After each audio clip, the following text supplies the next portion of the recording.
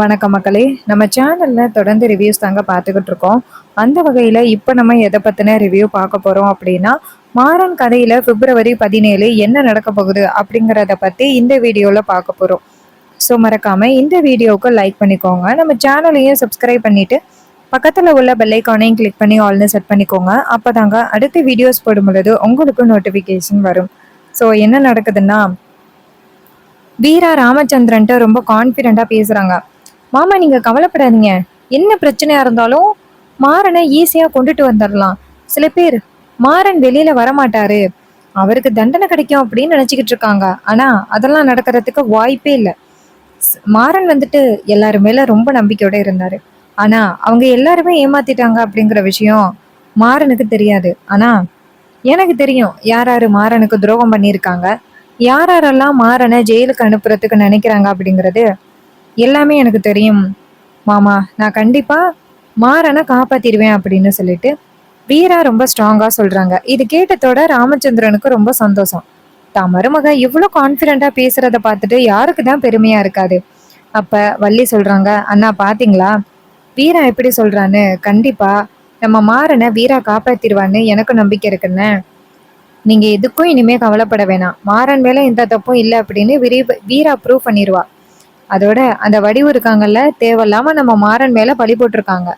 பொய் ரொம்ப நாளைக்கு நிலைக்காது, கண்டிப்பா உண்மை ஜெயிக்கும் அப்படின்னு சொன்னதோட உடனே ராமச்சந்திரன் சொல்றாரு, ஆமாவல்லி, அதுக்குதான் நல்லா சமைக்க சொன்ன உடனே அப்படியே வீராட்ட கொடுத்து கொண்டு போய் மாறன்ட்டையும் கொடுக்க சொல்லணும். சீக்கிரம் இது கேட்டதோட வள்ளியும் சரிண்ண அப்படின்னு சொல்லிட்டு கிச்சனுக்கு போறாங்க. இதையெல்லாம் பார்த்ததோட ராகவனுக்கு செம்ம காண்டு. கண்டிப்பா இந்த வீராவுக்கு ஏதோ தெரிஞ்சிருக்கு, அவதான் அதனாலதான் இவ இப்படி பண்றா அப்படின்ட்டு ராகவன் கோவப்படுறாரு. ஒண்ணு நம்ம மாறன் சொல்லியிருக்கணும், இல்ல அத்தை சொல்லியிருக்கணும், ரெண்டு பேர்ல யாரோ ஒருத்தவங்க சொல்லியிருக்கணும் அப்படின்னு ராகவனுக்கு சந்தேகம் வருது. அதே நேரத்துல கண்மணி நேரா ராகவன்ட்ட என்னங்க ஒரு நிமிஷம் வாங்கல அப்படின்னு சொல்லி கூப்பிடு. ராகவனும் சரி அப்படின்னு சொல்லிட்டு நேரா போறாங்க. அப்ப கண்மணி நேரா ராகவன்ட்ட என்னங்க, பெரிய பெரிய ஆளு கோர்ட்ல கேஸ் போட்டு தோத்து போயிருவாங்க, வீரா எப்படி ஜெயிப்பா? நீங்கெல்லாம் எதுவும் சொல்ல மாட்டீங்களா? வீரா கிட்ட சொல்லி இதெல்லாம் எதுவும் வேணான்னு கொஞ்சம் விலக சொல்லுங்க. இவ ஒருவேளை அவமானப்பட்டான்னா அப்புறம் நம்ம குடும்பத்துக்காக தானே அசிங்கம். எப்படியா இருந்தாலும் அந்த மாறன் என் அண்ணன் கூட சண்டை போட்டது வடிவம்மா மூளை தெரிஞ்சு போச்சு. இதுக்கப்புறமும் என்னங்க, நீங்க போயிட்டு வீரா கிட்ட சொல்லுங்க. ராகவன் சொல்றாரு, சரி கண்மணி நான் பேசுறேன். இங்க பாரு, வீராவும் தங்கச்சி தானே, ஏன் நீயே சொல்லலாம்ல. கண்மணி சொல்றாங்க, என்னங்க அவ என் பேச்சை எங்கங்க கேக்குறா? கொஞ்சம் கூட என் பேச்சை கேட்கறதே இல்லை, எனக்கு மரியாதை கொடுக்கறதும் இல்லை. அப்புறம் எங்கங்க நான் அவள்கிட்ட பேச போறேன்? இது கேட்டதோட ராகவன் சொல்றாரு, கண்மணி நீயும் பேசி பாரு. கண்மணி சொல்றாங்க, சரிங்க உங்களுக்காக நான் பேசுறேன் கண்டிப்பா. ஏன்னா உங்க தம்பி அப்படிங்கறதுனாலதான் வீரா போயிட்டு வாதாடட்டும் அப்படின்னு நினைச்சேன். ஆனா நடக்கிற பிரச்சனைய பார்த்தா கண்டிப்பா வீரா தான் அசிங்கப்படுற மாதிரி இருக்கு. ஏன் அத்தனை பேருக்கு முன்னாடி வீரா அசிங்கப்படணும்? அதனால நான் அவகிட்ட பேசுறேன். இங்க பாருங்க, உங்க தம்பிக்கு தண்டனை கிடைக்க போகுது அப்படின்னு உங்களுக்கு வருத்தம் இல்லையே? ராவன் சொல்றாரு, கண்மணி என்ன கண்மணி பண்றது? என்னதான் இருந்தாலும் வடிவமாவும் வந்து சொல்லிட்டாங்கல்ல, மாறன் வந்துட்டு பாண்டியனோட சண்டை போட்டாருன்னு. நான் பக்கத்துல தான் இருந்தேன், அவன் வேகமா தான் கார் ஓட்டிக்கிட்டு போனான். ஆனா இப்படி பண்ணுவான்னு நான் எதிர்பார்க்கவே இல்லை. இது கேட்டதோட கண்மணியும் சரிங்க நீங்க கவலைப்படாதீங்க அப்படின்னு சொன்னதோட ராவும் சொல்றாரு, சரி கண்மணி நான் போயிட்டு வீராட்ட பேசுறேன், ஓ சார்பா நீயும் வீராட்ட பேசு. இது கேட்டதோட கண்மணியும் சரி அப்படின்னு சொல்றாங்க. அதுக்கப்புறமா சீனசு பண்ணி நம்ம வீராவை காமிக்கிறாங்க. வீரா வந்துட்டு நேரா மாடியில துணி காய போட்டுக்கிட்டு இருக்காங்க. அதே நேரத்துல ராகவன் நினைக்கிறாரு, வீராவுக்கு ஏதோ உண்மை தெரிஞ்சிருக்கு, அதனாலதான் அவ இவ்வளவு கான்பிடண்டா பேசுறா. சரி நம்ம போயிட்டு ஃபர்ஸ்ட் அத்தைகிட்ட கேட்டு பார்ப்போம், ஒருவேளை உண்மை இல்ல நீ வீராட்ட சொல்லிட்டியான்னு. அதுக்கு தகுந்த மாதிரி நம்ம வீராட்ட போய் பேசலாம்ல அப்படின்னு ராகவன் நினைக்கிறாரு. ராகவன் நேரா வள்ளி சமைச்சிட்டு இருக்கும் பொழுதே ராகவன் அங்க போக, அப்ப வள்ளி கேக்குறாங்க, என்னடா ராகவா ஏதாவது வேணுமா? அப்ப ராகவன் சொல்றாரு, இல்லத்த சும்மாதான் வந்தேன் உன்கிட்ட பேசிக்கிட்டு இருக்கலாம் அப்படின்னு. அப்ப வள்ளி சொல்றாங்க, என்னடா ராகவா இது, கல்யாண மண்டபத்துல இருந்து கிச்சன் பக்கமே வரமாட்டேன், இப்ப திடீர்னு இங்க வந்து உட்காந்து என்கிட்ட பேசணும்னு சொல்ற, என்னடா ஏதாவது என்கிட்ட சொல்லணுமா?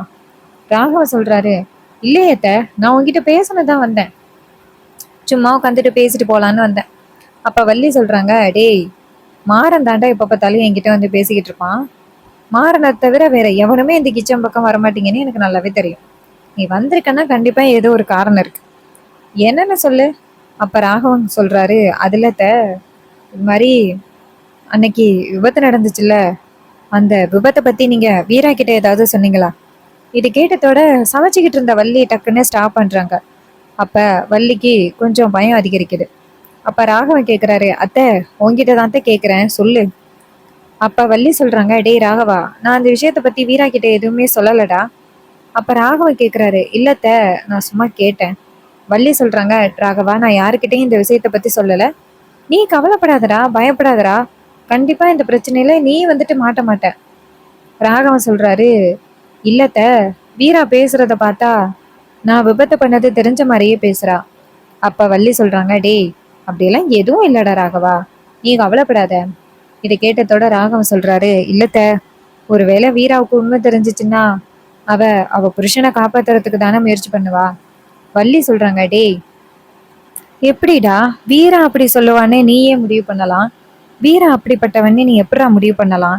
இந்த குடும்பம் நல்லா இருக்கணும் அப்படின்னு வீராவும் சேர்ந்துதான் மாறனை காப்பாத்துறதுக்காக முயற்சி பண்ணிக்கிட்டு இருக்கா. அவளா வந்துட்டு ஒன்ன போலீஸ்ல மாட்டி விடுவா? இங்க பாருடா, நான் சொல்றேன்னு என்ன தப்பா நினைச்சுக்காத. ஒருவேளை உன் பொண்டாட்டிக்கு உண்மை தெரிஞ்சா கூட அவ கண்டிப்பா ஒன்ன மாட்டி விடுறதுக்கு முயற்சி பண்ணுவா. ஆனா வீரா கண்டிப்பா அப்படிப்பட்டவ கிடையாது. நம்ம குடும்பத்தை ஒத்துமையாக்கணும் அப்படின்னு நினைச்சுதான் போராடுவாளே தவிர்த்த கண்டிப்பா ஒன்ன மாட்டி விடுறதுக்கு நினைக்க மாட்டான். இதை கேட்டதோட மாறன் சொல்றாரு, இல்லத்த நான் சும்மாதான் கேட்டேன். உடனே வள்ளி சொல்றாங்க, இங்க பாரு, வேற யாருகிட்டையும் இந்த மாதிரி சொல்லிக்கிட்டு இருக்காத. ராகவனும் சரி நான் எதுவும் சொல்லல.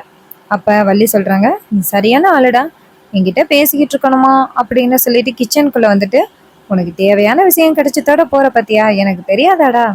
இது கேட்டதோட ராகவனும் சாரி அப்படின்னு சொன்னதோட வள்ளியும் சரி சரி போப்போம் அப்படின்னு சொல்லத்தோட ராகவன் வெளியில வராரு.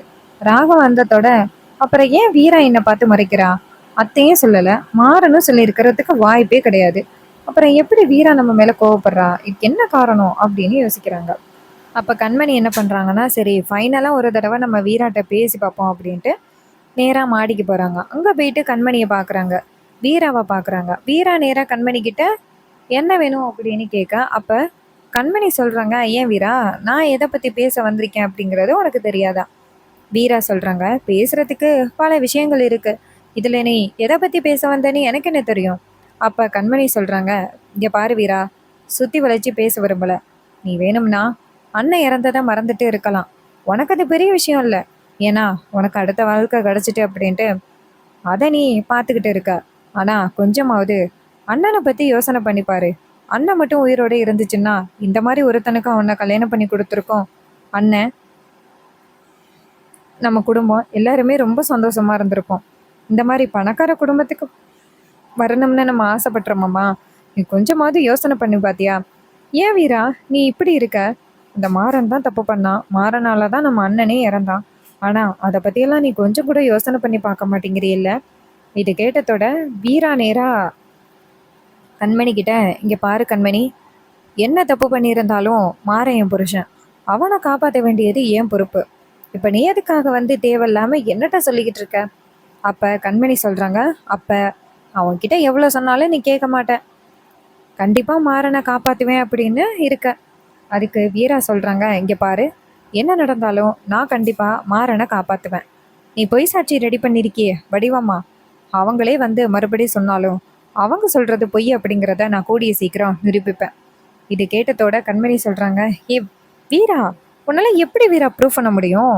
வடிவம்மா அவங்க பையன் வந்து சொல்லிட்டாங்க அப்படின்னு சொல்லிட்டாரு. ஓ, ராஜேஷ் இனிமே உயிரோட வந்து சொன்னா மட்டும்தான் நம்புவாங்க. ராஜேஷும் உயிரோட வரத்துக்கு வாய்ப்பு இல்லைன்னு உனக்கு தெரியும். அப்புறம் எப்படி வீரா ஓ சாட்சியை எல்லாரும் நம்புவாங்க? வீரா சொல்றாங்க, இங்க பாரு கண்மணி, மாறனுக்கு ஆதரவா எந்த சாட்சியும் இல்லை அப்படிங்கிறதுக்காக தானே நீ பேசிக்கிட்டு இருக்க. கண்டிப்பா அந்த சாட்சியை கண்டுபிடிச்சு கண்டிப்பா மாறன் மேல எந்த தப்பும் இல்லை அப்படிங்கிறத நிரூபிப்பேன் பார்த்துக்க அப்படின்னு சொல்லிட்டு வீரா அந்த இடத்துல இருந்து போறாங்க. இது கேட்டதோட கண்மணி டென்ஷன் ஆகுறாங்க. வீரா, உனக்கு கொஞ்சம் வாய்ப்பு கொடுக்கலாம் அப்படின்னு நினைச்சேன். சின்ன பிள்ளை, தங்கச்சிய அக்கா தான் விட்டு கொடுக்கணும் அப்படின்னு நினைச்சேன். ஆனா நீ விட்டு கொடுக்குற மாதிரி தெரியலையே. சரி, அத்தனை பேருக்கு முன்னாடி உனக்கு அவமானப்படணும் அப்படின்னு இருந்துச்சுன்னா அதை யார் தான் தடுக்க முடியும் அப்படின்னு கண்மணி நினைக்கிறாங்க. அதுக்கப்புறமா நம்ம வீரா நடந்து வரும் பொழுது ராகவன் டக்குன்னு வீராவை பார்த்து வீரா அப்படின்னு சொல்ல, வீரா ராகவன்ட்ட சொல்லுங்க மாமா. ராகவன் கேட்குறாரு, வீரா உங்ககிட்ட கொஞ்சம் பேசணும். வீரா சொல்கிறாங்க, சரிங்க மாமா பேசலாமே, என்ன பேச போகிறீங்க? ராகவன் சொல்கிறாரு, இங்கே இல்லை, கொஞ்சம் தனியாக பேசணும். வீராவும் சரிங்க மாமா பேசலாமே அப்படின்னு சொல்லிட்டு ராகவன் கூட போகிறாங்க. அப்போ மாடிக்கு போனதோட ராகவன் நேராக வீராட்ட, வீரா இது மாதிரி மாறன் மேலே தான் தப்பு இருக்கு அப்படின்னு வடிவமாக சொல்லிட்டாங்க. இது மாதிரி மாறனும் பாண்டியனும் சண்டை போட்டிருக்காங்க. மாறன் நிறையா ட்ரிங்க் பண்ணுவான்னு உனக்கு தெரியும்ல, ஒருவேளை அதனால கூட மாறன் மறந்துட்டு இப்படி சொல்கிறதுக்கு வாய்ப்பு இருக்குது. மாறன் கோவப்பட்டான்னா கண்டிப்பாக அவன் வந்துட்டு சண்டை ரொம்ப பெருசாக பண்ணுவான். அப்படி கூட சண்டை நடங்கிறதுக்கு வாய்ப்பு இருக்குது. அப்படிதான் அந்த செத்துப்போன ராஜேஷே வடிவமாட்ட சொல்லியிருக்காங்கல்ல. இதை விட அழுத்தமான ஆதாரம் எங்கேயுமே இல்லை. கண்டிப்பாக மாறனுக்கு தண்டனை கிடைக்கிறதுக்கு வாய்ப்பு இருக்கு. வீரா நீ எதுக்கும் கவலைப்படாத. மாறனுக்கு தண்டனை கிடைச்சி மாறன் ஜெயிலுக்கு போனாலும் நான் கண்டிப்பாக உன்னை விட்டுற மாட்டேன் வீரா. உனக்கு ஒரு நல்ல லைஃப் அமைச்சு கொடுப்பேன். உனக்கு தேவையான சொத்தையும் எழுதி கொடுக்குறேன். நீ சந்தோஷமா இருக்கலாம். இது கேட்டதோட வீரா நேரா ராகவனை பார்த்து முறைச்சிக்கிட்டே, உங்களுக்கு கொஞ்சம் கூட வெக்கமாவே இல்லைல்ல, உடம்பு கூட கொஞ்சம் கூட கூசவே இல்லைல்ல, நாக்கும் கூசலை இல்லை, கொஞ்சம் மனசாட்சியும் இல்லை. இது கேட்டதோட ராகவனுக்கு சமஷாக்கு. வீரா என்ன வீரா இப்படி பேசுற என்ன? வீரா கேட்குறாங்க, அப்புறம் உங்களை எப்படி பேசாம அப்புறம் எப்படி பேசுறது? ராகவன் கேட்குறாரு, வீரா நீ என்ன எதுவும் தப்பா புரிஞ்சுட்டே என்ன பேசுறியா? வீரா சொல்றாங்க, தப்பாலாம் இல்லை மாமா, உங்களை சரியாக தான் புரிஞ்சுக்கிட்டு பேசுகிறேன். அன்னைக்கு நீங்கள் காசை கொண்டு போய் சாட்சிக்கிட்ட கொடுத்தப்ப நான் என்ன தெரியும்னு நினச்சேன், தம்பியை காப்பாத்துறதுக்காக அந்த சாட்சிக்கு காசு கொடுத்து அப்படி சொல்லாதே அப்படின்னு சொல்கிறதுக்காக தான் நீங்கள் அப்படி பண்ணுறீங்களோன்னு நினச்சேன். ஆனால் கடைசியில் தான் புரிஞ்சிச்சு, நீங்கள் தப்பிக்கிறதுக்காக தான் அந்த சாட்சிக்கிட்ட பணம் கொடுத்துறீங்க. ஆனால் உங்களுக்கு தோணலை இல்லை, அந்த சாட்சிக்கிட்ட பணம் கொடுத்து என் தம்பியையும் எப்படியாவது காப்பாத்திரு, என்னையும் எப்படியாவது காப்பாத்திரு அப்படின்னு உங்கள் வாயில் வரல இல்லை, நீங்கள் மட்டும் சுயநலவாதியாக தப்பிக்கணும்னு நினச்சிருக்கீங்க. இது கேட்டதோட ராகவனுக்கு செம்ம ஷாக்கு. அப்போ நம்ம வீரா நேரா ராகவனை பார்த்து, எனக்கு இந்த விஷயம்லாம் எப்படி தெரியும் அப்படின்னு தானே நீங்கள் பார்த்துக்கிட்டு இருக்கீங்க. அப்போ ராகவன் வந்துட்டு, வீரா நீ என்ன பேசுகிறன்னு எனக்கு தெரியல. வீரா சொல்கிறாங்க, நீங்கள் அந்த சாட்சிக்கு பணம் கொடுத்தத என் கண்ணால் பார்த்தேன். வீட்டில் யாருக்கும் தெரியாமல் பணத்தை எடுத்து மாறன் ரூமில் வச்சதையும் என் கண்ணால் பார்த்தேன். அப்போ கூட மாறன் தான் உங்களுக்கு பதிலாக பழியை ஏந்திக்கிட்டாரு. ஆனால் டக்குன்னு நீங்கள் அப்படியே விலகிட்டீங்க.